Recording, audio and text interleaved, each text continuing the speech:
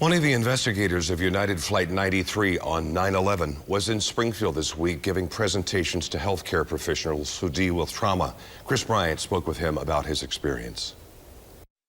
Pat Howley had been with the FBI for about 5 years, and then I spent about almost 3 weeks at Shanksville crash site.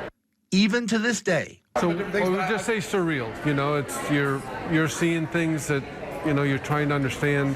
Everybody was trying to piece together what happened. You realize that they didn't just take it lying down, we'll say. So they were true heroes. For investigators, the cockpit voice recorder was key to understanding what happened.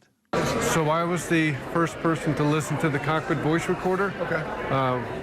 Transferred that evidence to be downloaded at Honeywell in Redmond, Washington. Moments are etched into his mind even 23 years later. So we had that, almost that national roll call from Todd Beamer, or I'm sorry, let's roll, okay? You realize that they're going to do what they think is necessary. They know what's happened to the other 3 flights. They've all been in communication with their family on the ground via telephone calls, and it was the most active of the passengers of all the flights. To first hear a moment considered one of the bravest acts in recent memory. They acted, and the moment they go to the cockpit, they're charging the cockpit, they caused that plane to go down. It did not go to where it was the only one that did not accomplish the mission of the hijackers. 40 people died on that flight, and when it comes to the enhanced audio since he first heard the recording, I've never gone and listened to the cleaned up audio version from the cockpit voice recorder, so it's only what I've originally heard, which has a lot of audio interference. I'm okay with not knowing the absolute details of, I know what occurred.